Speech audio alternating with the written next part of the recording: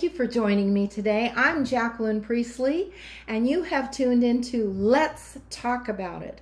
I have been particularly excited about this episode because we have an extremely relevant topic to discuss that initially you may think, oh, well, that doesn't have anything to do with me. But you will discover as we talk today, it has something to do with all of us.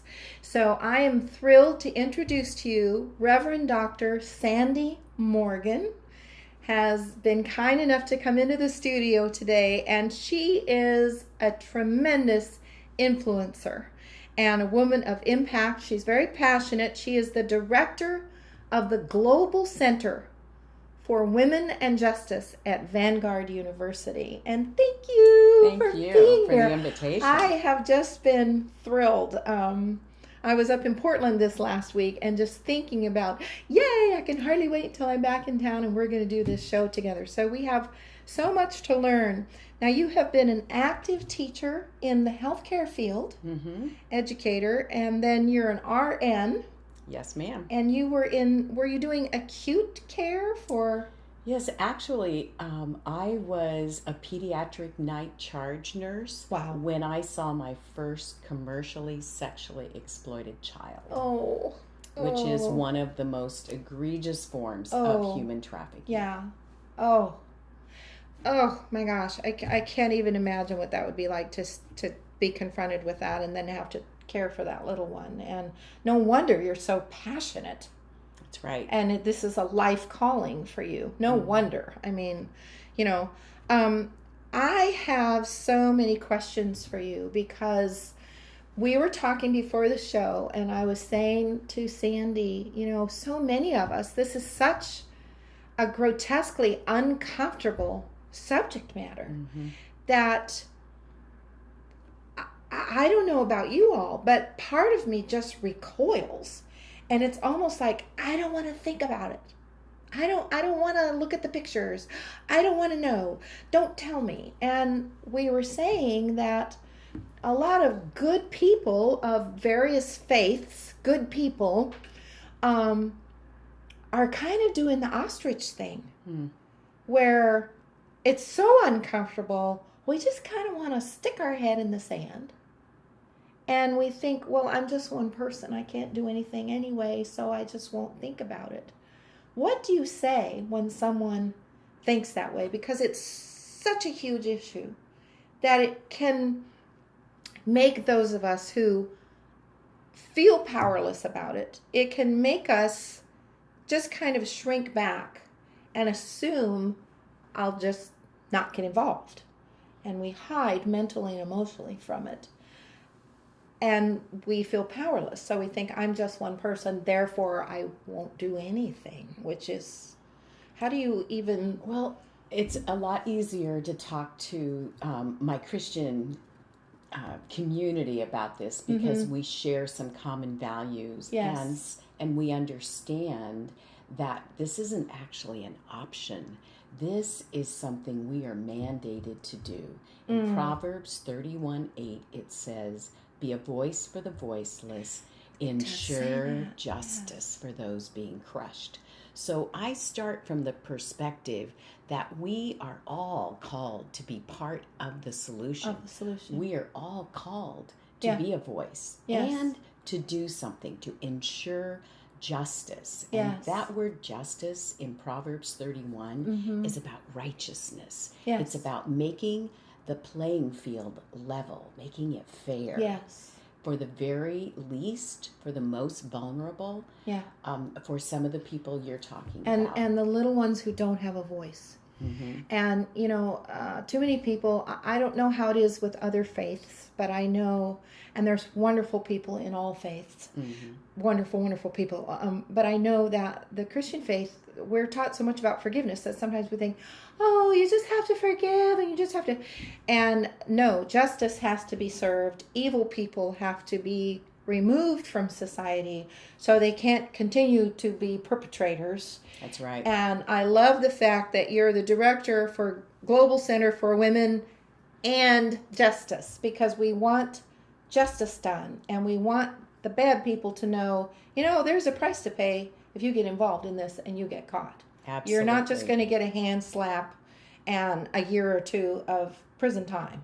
It's, and the Bible, oh my goodness, when you read in the Old Testament, God had no tolerance for the mistreatment of children. Mm-hmm. Zero tolerance. His heart is so passionate about the little ones. Mm-hmm. And Jesus was the same way. He was like, the people would shoo the children away because in that culture and back in that age, they had little or no value socially. And especially if you were a girl. Yes, especially if you were right. a girl. And even the disciples would shoo the children away, and Jesus stopped them and said, "No, you let them come to me." And then I remember one of his comments about, it would be better for a person to have a millstone tied around their neck and then be thrown to the bottom of the sea than hurt or mislead one of these little ones. So his heart is fierce about Absolutely. the well-being of children. Absolutely. He does not mess around when he talks about that, and I love that.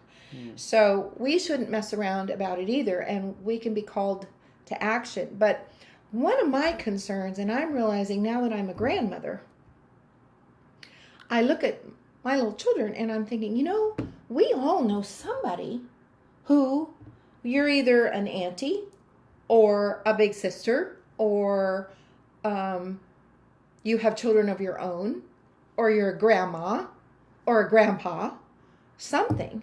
And so it is something that affects all of our lives. Or we have dear friends where maybe we're not a grandparent yet, but we have dear friends. We would just be so heartbroken if we found out one of their children got kidnapped. I know somebody whose child was kidnapped. I even have a former roommate who her sister was kidnapped when she was 40.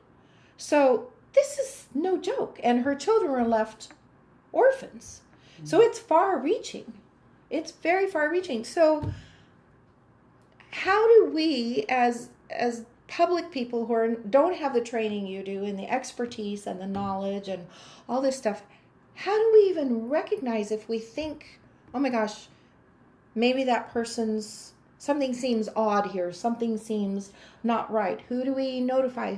How do we stand up for somebody that we think something's wrong in their life, that something's not right, and we can't just turn away. What I often say is we need to study the issues, be a voice, and make a difference. But if we start talking about it and doing things before we've done our homework, before we've studied, we might actually say the wrong thing and do the wrong thing. That's a good So we point. start out small by beginning to understand what human trafficking is, because we live in a world where almost every country has an anti-human trafficking law, and they're all based on basically the same model that is going to identify that someone has been recruited or obtained. Most often, they are lured into false job offers. Kidnapping is we're very talking rare. Young adults here.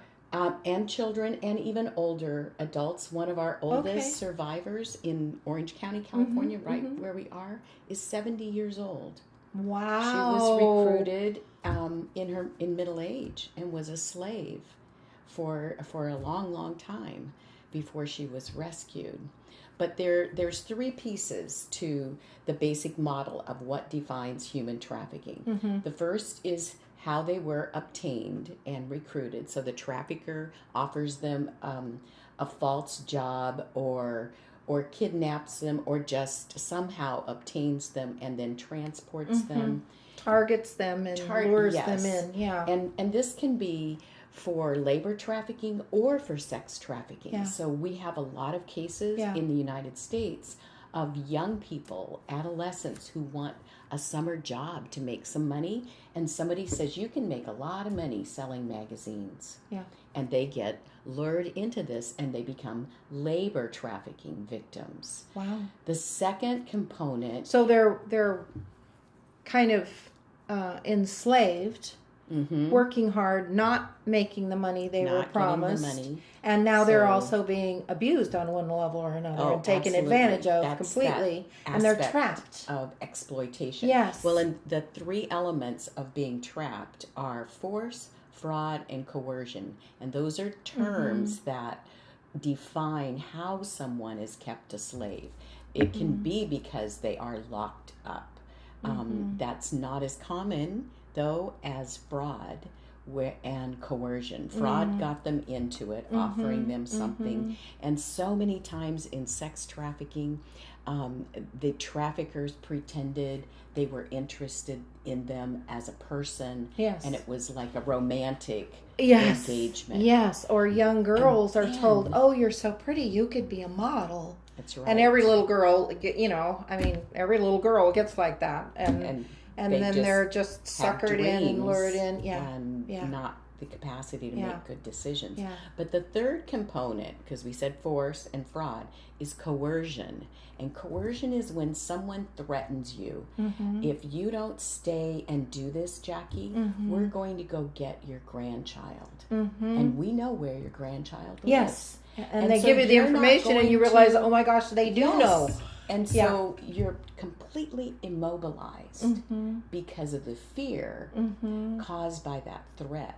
And, I lived in Greece for 10 years. You and your husband did missionary work over there. Yeah. And that's where I began to understand how invisible victims were because of this element of coercion, of threats. So a girl didn't have to be locked in a brothel. She could stand on the street corner, and her shackles were in her mind. In her mind. Where she was afraid for a family member. When one of our survivors there filled out a job application, she thought she was coming to Greece on a job. And so And she an adventure. gave all of her home information, all of her family, Everything about her. next of kin, Yeah. Oh my and gosh. came with dreams. Gosh. And then when she was there, they used that to say, "See, we know where." We have everything. Yeah. Yes. Yeah. The other thing too is, I think I had a girlfriend whose her children were 2-3 years older than mine, and so her little boy was 6, and my daughter was 3, and she started telling me that her son started to get very weird when the babysitter would come over, and the babysitter was 17. Well, it turns out over a period of time they discovered that the babysitter was molesting her 6-year-old son. So if you've got babysitters and your children all of a sudden are like, "No, I don't want them to come over," no, pay attention. Something's wrong, and the child doesn't know how to say necessarily this and this and this is being done to me. But it gave me a heads up, and I started to teach my daughter, I put a little one-piece bathing suit on her, and I said, nobody is allowed to poke your body or pinch your body or bite your body or slap your body or you're not, you are important and you are special and we love you and God loves you. And I am so glad I did that. I started teaching her that when she was 3. When she was 4.5, she was playing 3 houses down. That was the limit I would draw chalk. And there were a bunch of boys that came walking down the street. Unbeknownst to me, they were 11 or 12. She was on her little tricycle. I was peeling potatoes, and I got this strong nudge from God, go outside now. And there's my little 4-year-old with her little tricycle stuff, and I see this crowd of boys, and I started running, and she was in the middle of them, and they were trying to pull her clothes off, and they were mocking her, yanking her hair, and all she knew to say was, "You can't do that to me, you stop it, you can't do that to me." And at least she knew, you're not supposed to be treating me this way. But what if I wouldn't have? Right. And what if I wouldn't have known the voice of God to receive that nudge? We have to equip our little ones. But some of the most vulnerable kids are in communities where they're around a lot of people with substance abuse disorder issues. They have parents who are drug addicted. And single and bringing in boyfriends or girlfriends who are mistreating children. Those children? Who's going to protect those children? Because unfortunately, their mommy or their daddy or their auntie is not able to protect them. Yeah. And so then those kids generally are identified because somebody does report it, and they're taken out of that for their own safety and placed in our child welfare system. Yeah. But those kids then have issues that keep surfacing. Yeah. So then when the trafficker, also we would call a pimp, shows up, see that child is so vulnerable. Immediately, Yes. this is a child who's insecure. Yes. And they identify them quickly. Yes. And they're easy to target. So when we are doing prevention with our kids are really pretty safe. Yes. But who's doing prevention for those other with kids? These kids Yeah. whose parents have not been present? Yeah. Yeah. That's a really important piece of reducing vulnerability of the least of these, is treating every child in your community like they belong to you. Yes, and watching out for them and getting to know them and their little personalities, so that we know when that child is happy, and then we know from that little face something's wrong. I have neighbors with young children and babies, and as a former mom of little ones, I know the tones of cries, and then I know the hysterical, something's wrong with that baby. And I struggle with it, but I'll go knock on the door, and I'll say to the mom, "Are you okay? Are you having a stressful day? Can I go to the grocery store and get you anything? Or can I help sit for 10 minutes while you just walk outside and get a mommy break?" And I try to do it lighthearted, but what I'm really doing is I'm checking on that child to be sure she's not so stressed that all of a sudden you have a little one that's being abused on whatever level. And that's so important, because sometimes when people first start looking at human trafficking, they're looking at the end result and how do we rescue that girl out of a brothel, out of the control of the trafficker or the pimp. And they don't actually think about, how could I have been part of her never patterns getting in there? the bud? Yes. That's right. Yes. And that kind of prevention. Yes. And that's really where the church is so Naive. well positioned to be a part of fighting human trafficking. They're well positioned, but I think they have to wake up. I think they're naive, because, it's, love believes the best of everyone. Yes, but there's nothing wrong with keeping a sharp eye and being aware. Now, you said it's important for us as general public to look up things on the internet and educate ourselves. Where do we look? How do we do that? Well, just for starters, at the Global Center for Women and Justice, we have resources on our webpage, which is www.vanguard.edu/GCWJ. Now let's say that again slowly, because some of you you're like me, you grab and then you're done saying it. It's like, wait, I only got half of it. So you say it again slowly, because people are thinking, how do I spell Vanguard? And then they're not catching the second half. Right. So the www. and then VANGUARD. Okay. .edu. Whenever you're at a university, it means education. So edu. .edu, and then that /. Yeah. Okay. And then the initials of the Global Center for Women and Justice, GCWJ. Perfect. And you can find links to our podcast. We do you have podcasts. A podcast Wonderful. twice a month. It's been recognized nationally and internationally. Wow. Wonderful. We just launched it this year in Wonderful. Spanish. But the idea Fabulous. of study the issues so you can be a voice and make a difference.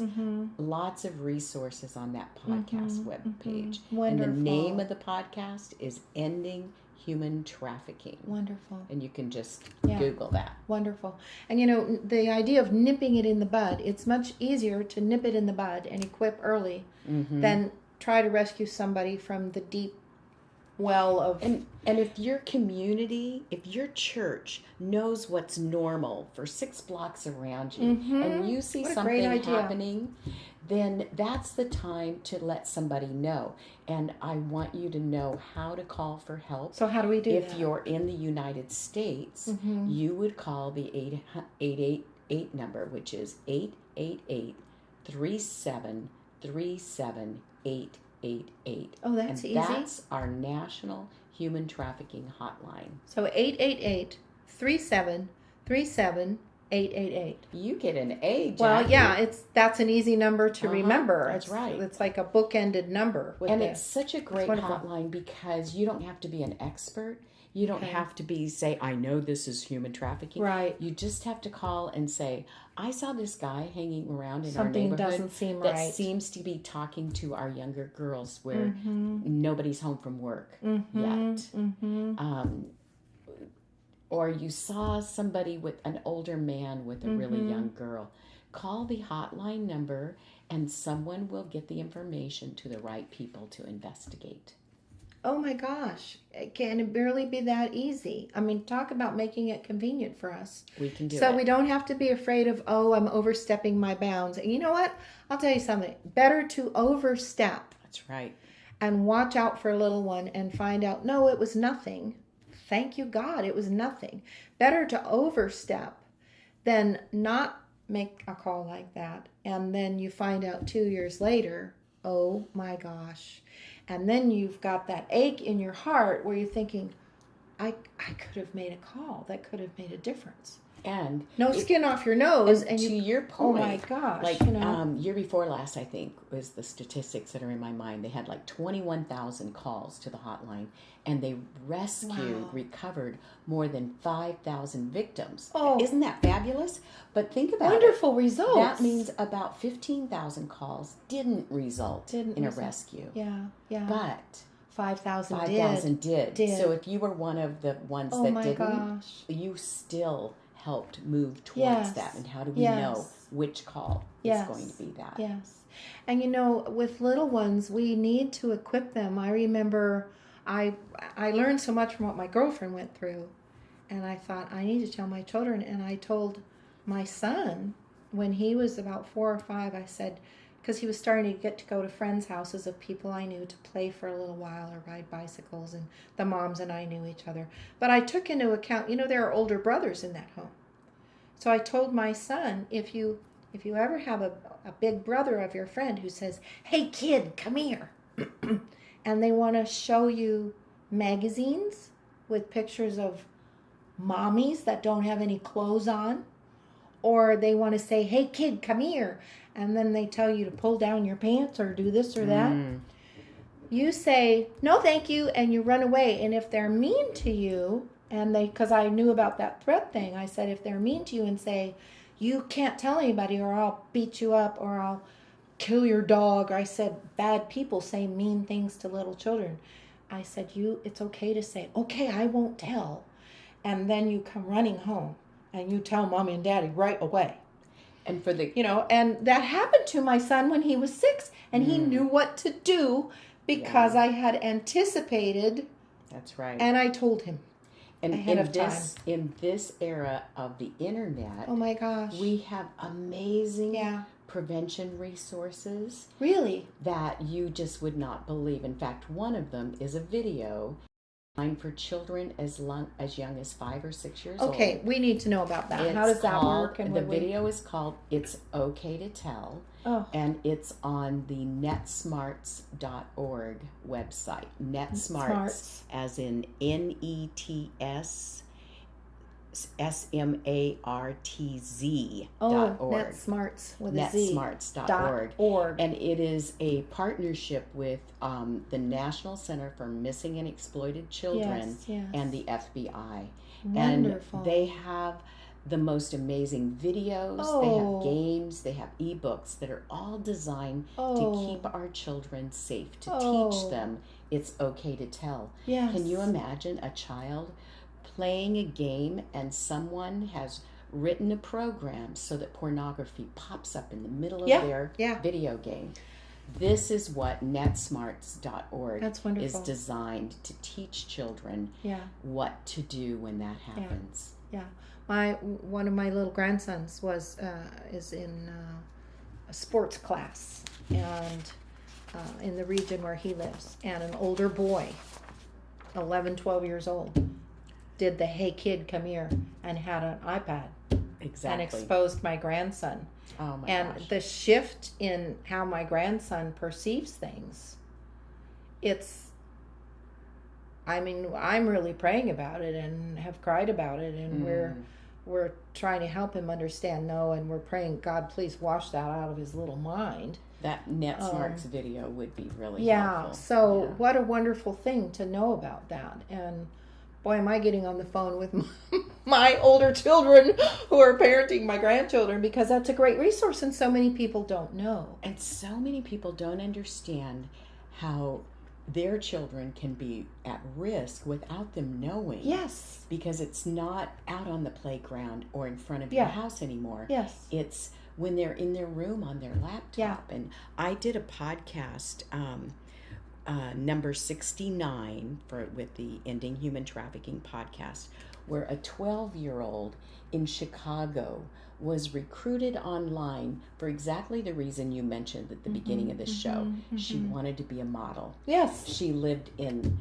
suburban Chicago. Her parents were sleeping when she got in a cab, went to the airport, got on a plane to Los Angeles so that she could be at a casting call the next morning. Yeah. And she was 12 years old. We need to be much more alert to how we do prevention with our children by making sure they understand what to do and that we're smarter as well. Yes, we need to be smarter. And parents are so busy, but we need to prioritize. And there's so many of these resources because so many kids live in homes where there's a single parent that's overworked or in at-risk homes. And I believe Sunday school teachers, Christian teachers, we can all do something to make our kids safer. Yes. If we're all aware together, we can nip things in the bud and stop them from happening. And isn't that a much better thing?